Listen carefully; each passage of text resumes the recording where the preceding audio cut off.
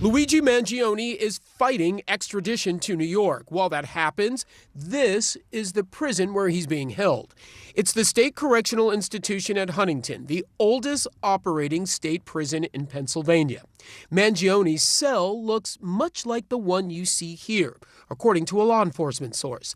His actual cell is 15 by 6 feet. A Department of Corrections spokesperson says he's in a single cell and not in solitary confinement. He is not interacting with other inmates at this time. He has a bed, sink, toilet, and a desk with a seat. It's always interesting to see, a prison in your backyard that, frankly, most people wouldn't be able to pick out of a map or wouldn't know the name of. And now everyone's interested in the type of food he's eating, the cell block that he's in. Meals at the facility are served 3 times a day, 6:15, 10:40, and supper at 5:15. Tonight on the menu, Mangione has a choice between chicken parmesan and a dish called pizza beans.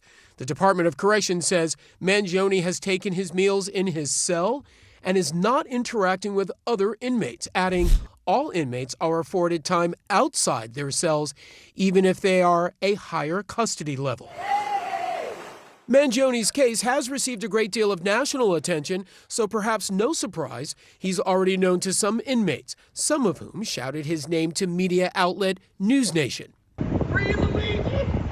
That type of notoriety is also an added security concern at a correctional facility. Any prison, state or federal, is a predatory environment, and there could be prisoners who are there for a long time, perhaps looking to get in the media, get some attention. So he's got to learn to enjoy his own company in a little cell with a desk, with a toilet, with a pen to be able to write, with a sink, because he will not be around prisoners, as I see it, for quite some time. The prison just can't risk it.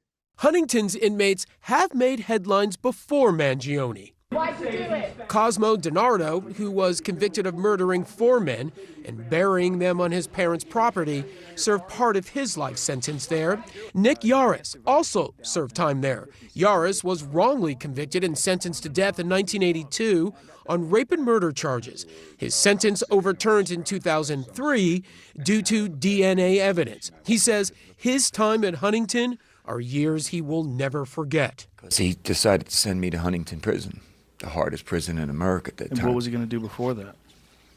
I don't know, but he made sure I went to the place that they broke you. Mangione's time there could be measured in weeks as prosecutors push to have him brought back to New York. And Erin, the Department of Corrections also tells us that Mangione is allowed to have visitors there at the facility, but so far, the only person to visit him has been his attorney, and that was this afternoon. Erin? That's very interesting, to say the least. All right, thanks very much, Jason. So Tim Clemente is with us now, former FBI counterterror agent, criminologist Casey Jordan, and criminal defense attorney Mark O'Mara. So Mark, let's just start with where Jason finished. That point, he said that there's been one visitor, and it's been his lawyer. Now, we understand that Mangione is allowed visitors, right? So he could have had family, for example, come. That is allowed, but it has not happened. Only his lawyer as the only single person to visit. Does that signal anything to you, Mark?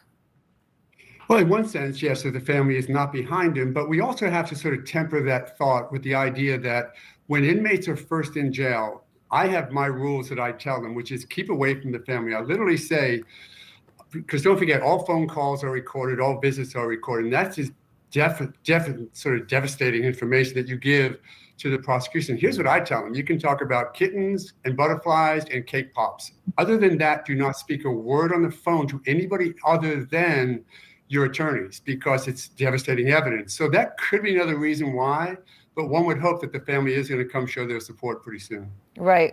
And obviously the lawyer interactions would be covered by privilege, right? So they wouldn't be able to listen to those. Okay, so Tim, we know Mangione's in a single cell. I was describing it 15 by 6, not interacting with other prisoners at this point, would have been able to, but is not doing so. And, you heard those prisoners yelling, "Free Luigi" there. Which is sort of an odd juxtaposition with the entire context of that prison. But he's already notorious, Tim, is the point. He's already notorious inside that prison. What does that mean? When they say security threat, what does that mean? Well, it means he's at great risk, Erin, because the fact that everybody knows who he is and even those that are supporting him apparently are yelling out his name, but everyone in that prison, I'm sure, knows who he is. And there are going to be some people that want to be more famous than him. And so you got lifers and others doing time there. And he's a big target. I mean, a big target. He's a young guy. He's handsome. He's rich. And so he is not the average person in that prison. And I can assure you that there are many, many prisoners that would like to bring him down a couple of notches, if not bring him all the way 6 feet under. Which is, just incredible, the context here of what this reality now is. Casey, we haven't seen him since he was in court 2 days ago when he had that outburst and was yelling ostensibly still at the corporate system or the healthcare. It was unclear, but it was that sort of an outburst. But today the NYPD said that Mangione was never a client of UnitedHealthcare. He didn't have any interaction with that company specifically. What does that say to you about the reason he did this or his motive? Luigi Mangione most likely sees himself as a champion of the people, of the underdog. He's like a Cape Crusader, a Batman who is standing in for, all the people of Gotham as the evil healthcare insurer, ruins our lives. And I have no doubt that he has spent a great deal of time not only reading books about this, about the denied, delay, depose, but really and truly thinking of what he could do to try to make a difference. And as he rabbit holes, for lack of a better verb, he really does think he has to do this. He talks about the bean counters and the parasites. He thinks he's one with the others. Now, that's interesting when you think about the fact that he has grown up in a life of incredible privilege and affluence.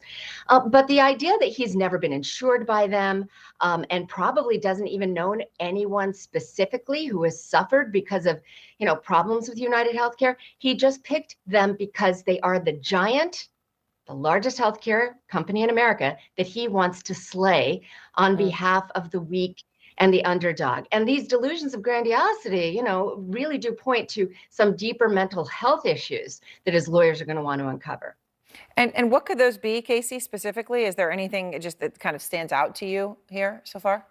Well, sure, we never diagnose, but I mean the outburst and the writings reminds me, and his affinity for Ted Kaczynski and his writings.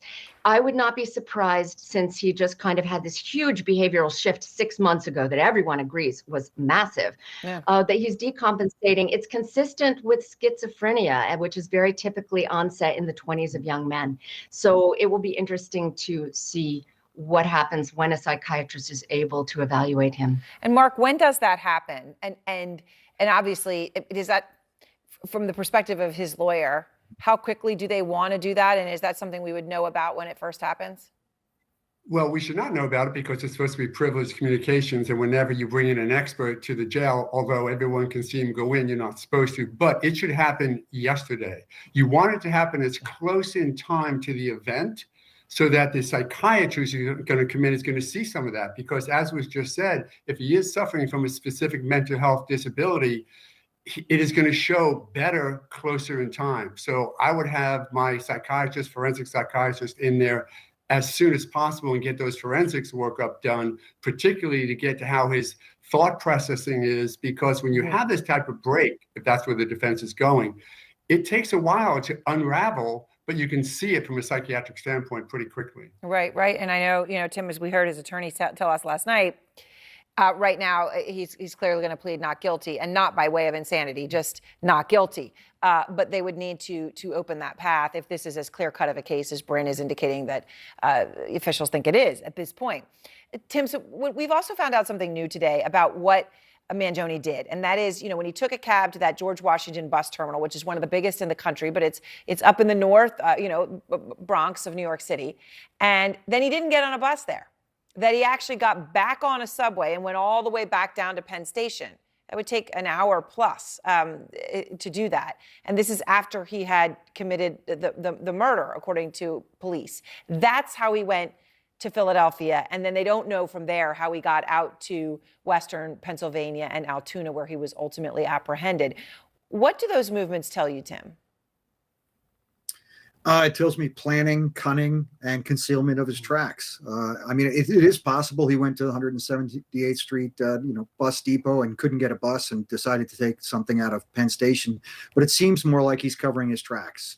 I thought it was a brilliant move to ride on a bicycle through Midtown, especially in the morning when rush hour is about to begin. Yeah. And he's not going to get stuck in any traffic. And then taking public transportation and moving by cab up to the bus depot and then by subway down south. Very hard to track those movements. Very, very hard, because he's underground for half the time and in a bus with dozens of other people the rest of the time. So it's pretty clever. It's a good way to conceal your movements, and obviously it worked. It took a few days to figure out where he was, so it was successful until this point.